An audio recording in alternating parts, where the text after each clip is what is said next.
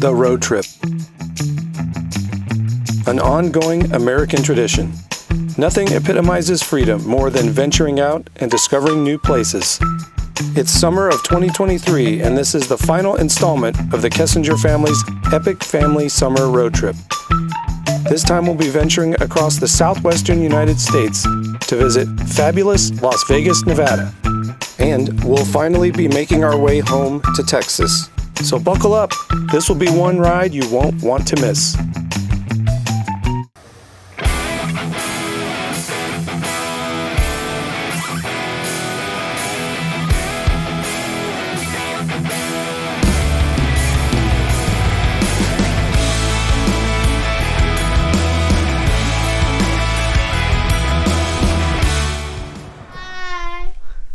Where are we going, girls? Las Vegas. It makes Brooke faint every time. Yeah. Some little town called Las Vegas. Alright, everybody's all buckled in, ready to go. Today's journey from Durango, Colorado to Las Vegas, Nevada will have us skirt along the Utah-Arizona border.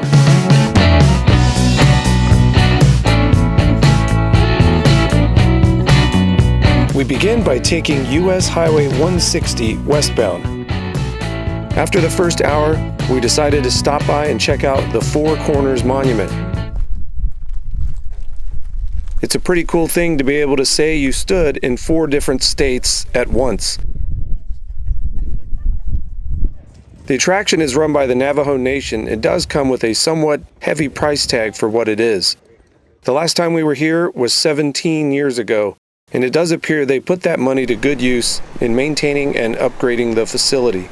Continuing on into Arizona, we worked our way deeper into the Navajo Nation. We found ourselves surrounded by beautiful red rock scenery at every turn. Before too long, we stopped for some lunch at the town of Kayenta. There weren't a whole lot of food options here, but the subway located in this strip mall seemed to be an okay one. There was a small herd of wild horses roaming the parking lot. Not something you see every day.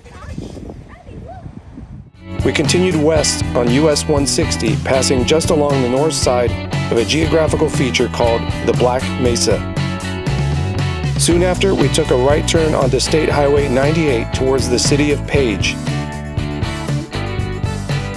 Skirting by the southern end of town, we then made a left turn onto southbound US 89. We crossed through Antelope Pass and were greeted by this amazing view of the valley below that we'll soon be driving in. We then took US 89A north.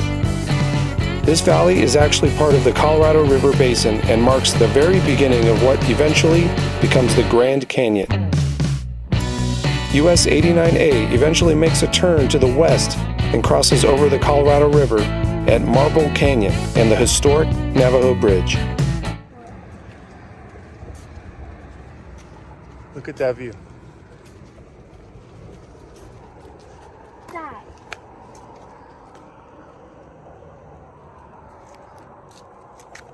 Brooke and I are walking out to the middle of the bridge. You can see the highway bridge.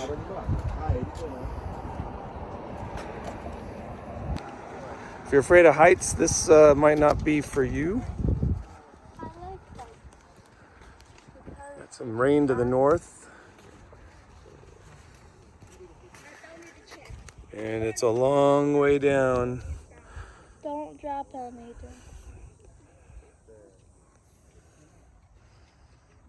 Don't drop anything, including yourself. Yeah. That's the middle. Looks like they got... Brooke said that people who are in love put their locks on here, and it means they're in love forever. And they're like with each other for eternity. Knew that, they did that and then jumped. Just kidding. Yeah, they totally jumped. No. Onward, we worked our way around the Vermillion Cliffs, which are absolutely beautiful, by the way. My brother Brad and I passed through here on our way to Utah back in June of 2019. But this desolate and seemingly boring stretch of road gets interesting really quick as it ascends over 2,000 feet in elevation onto the top of the Kaibab Plateau. I find it incredible how in such a short distance you go from driving in a very dry, desolate desert with almost no vegetation to a very abundant evergreen forest with dense trees and lush vegetation. We're now in Ponderosa Pines on the Kaibab Plateau. And now it's 74 degrees instead of 100. But those cool temperatures would be short-lived, as we'd soon come down off of the Kaibab Plateau and work our way through the town of Fredonia, where we hopped on the State Highway 389 over to Colorado City.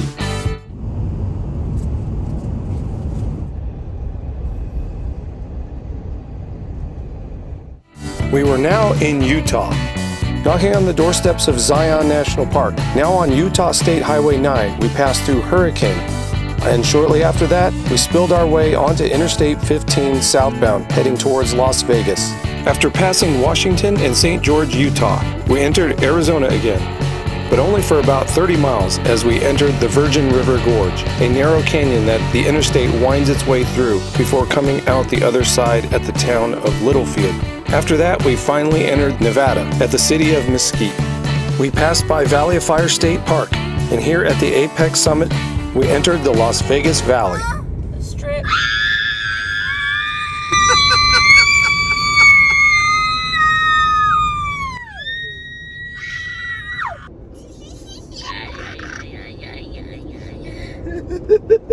Having passed through North Las Vegas, the Strip became increasingly closer into view.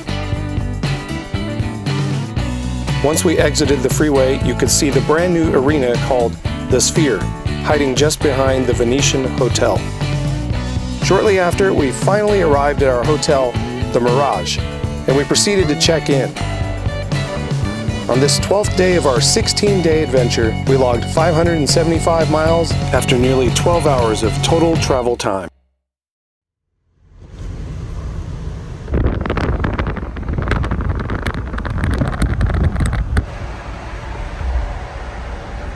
After all we've been doing lately, today was just going to be a nice, relaxing day by the pool. The Mirage Pool is one of our favorites. It's kid-friendly and has a very nice waterfall. The cool water really helped mask the 115-degree temperatures that Las Vegas was experiencing that day.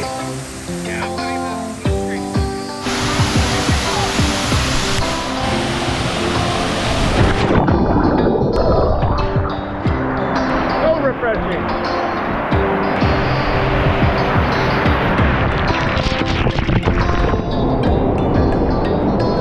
This literally was an oasis in the desert. Later that day, we met back up with my brother Brad, who lives just a few miles away, and rode in on his 2020 Triumph Rocket 3 GT. Look at that thing. That is a beautiful motorcycle. You have a mustache? So after being in nice, cool South Dakota, we meet again here in burning hot Las Vegas.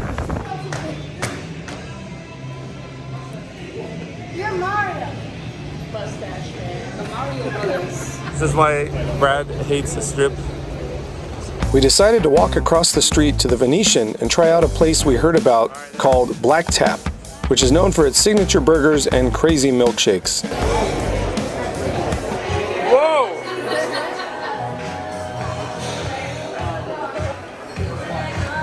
Once we finished, we moseyed our way back and enjoyed the Volcano show that occurs nightly in front of the Mirage.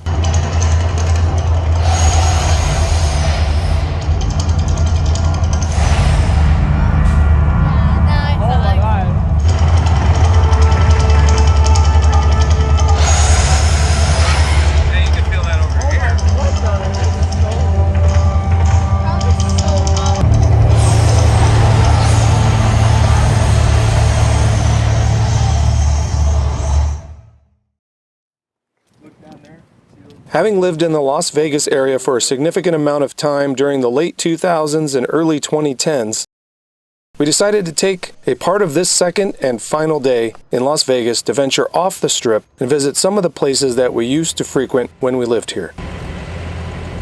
Alright, I'll open them and just pour them in. Alright, we're done here at Egg and I. We had lovely breakfasts.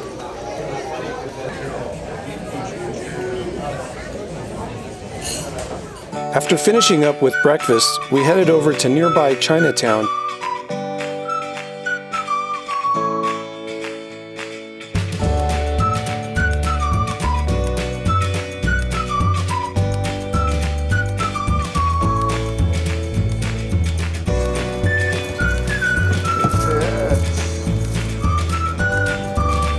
Then we crossed over to the east side of the strip to stop at Seafood City. This is a supermarket chain that specializes in Filipino and other Asian goods.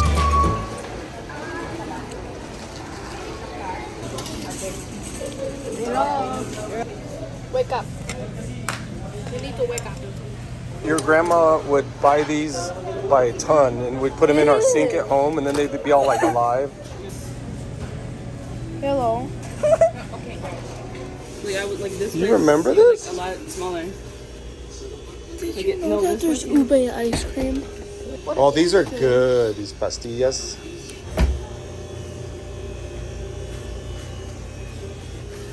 Grandma was making these turong with the banana in I them. don't like those. No. You didn't like them? But anyway, that's...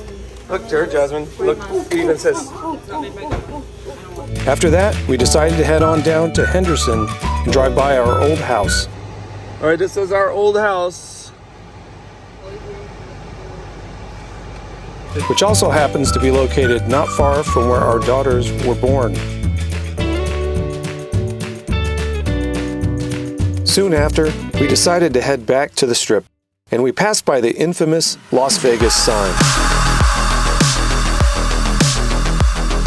This stretch of Las Vegas Boulevard is famously known as the Strip.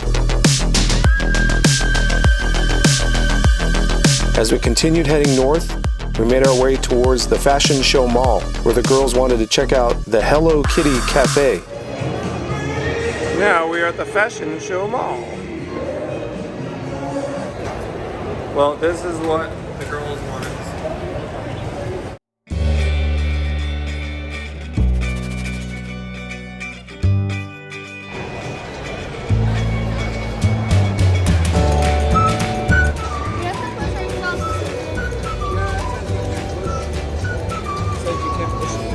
You gotta swing. There you go. Learn how to swing. Oh, you're not moving. Faster, come on. Later on, we decided to go visit my brother Brad's place, since we had not yet been. I also wanted to see the damage to his car from when he hit the rabbit near Grand Junction, Colorado in the previous video. The tape's kind of covering a lot of the cracks. Bunny fur. That's amazing that tape held up, huh? Except that's kind of coming off. But that's some strong stuff. That's why it left glue on your paint there. Looks brand spanking new, and you changed its oil, right? Yeah. Did you ride that to work today? Mm-hmm. It's hot. Triumph.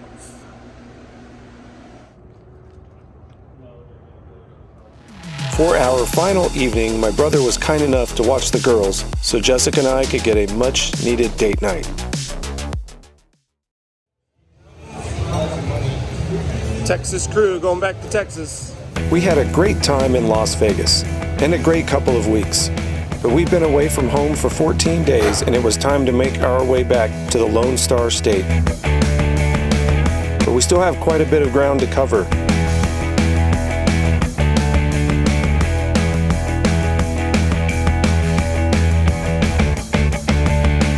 Passing Henderson on the redesignated Interstate 11, we entered back into Arizona at the Mike O'Callahan Pat Tillman Memorial Bridge.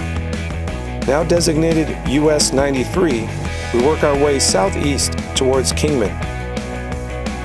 Then on to Interstate 40 as we pass just north of the Hualapai Mountains.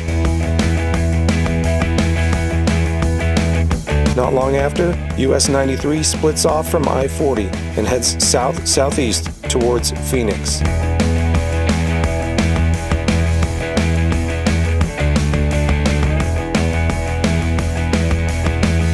Here we see the White Tank Mountains, which lie on the far west side of the Phoenix metro area. which means we'll be soon entering the Valley of the Sun. And like the sun, it already was, as temperatures were around 115 degrees at this point. Now on Interstate 10, we approach downtown Phoenix and the Deck Park Tunnel, where it was now a balmy 118 degrees. Now off to the East Valley of Phoenix, where we stopped to meet up with my dad in the city of Gilbert for a quick meal at Joe's Farm Grill.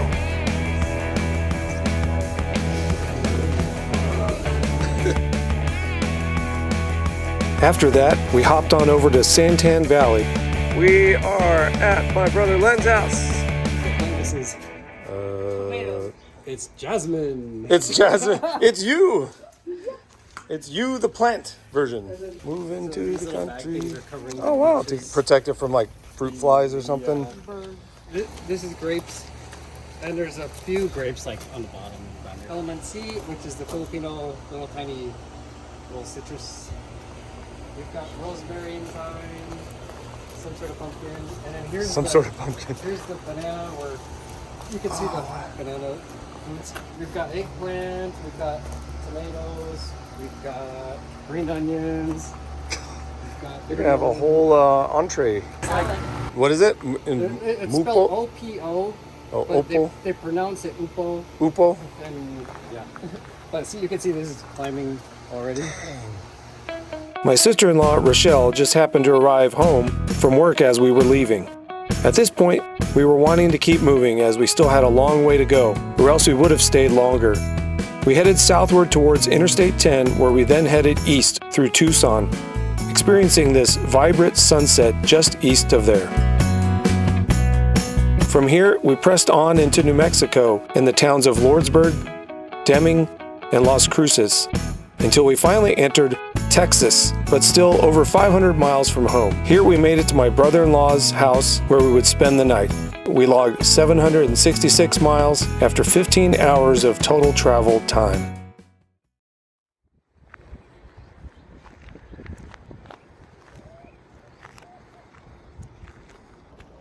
All right, final leg of the journey. We spent the night here at my brother-in-law's house here in El Paso. And we just got about 500 more miles to go to home, and it'll be the end of a long journey, but a very rewarding one.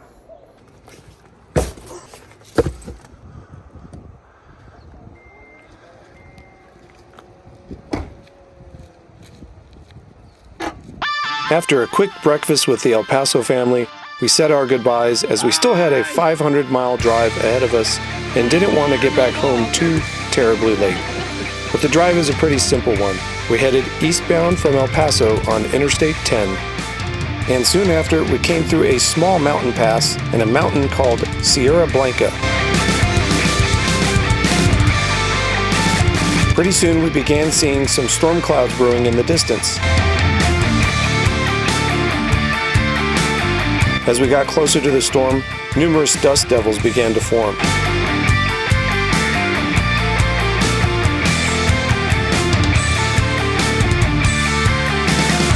We did see a little bit of rain, but it was not that significant. Just enough to cool the temperatures down a little bit, but as we moved onward, the temperatures began to rise, and so did the humidity. As we approached Fort Stockton, we had to take a detour because of a car fire on the interstate.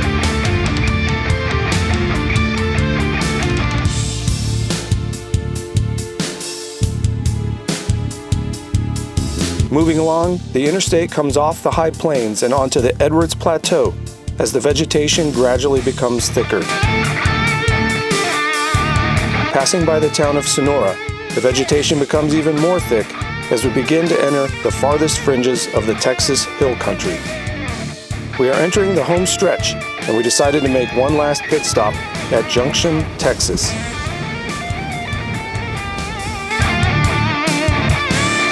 Passing by the city of Kerrville, we are now in the heart of the Texas Hill Country. We drove past the city of Bernie. Skirting the edge of San Antonio, we arrived at our home. Our 4,000-mile, 16-day journey had finally come to an end. Lights are still working.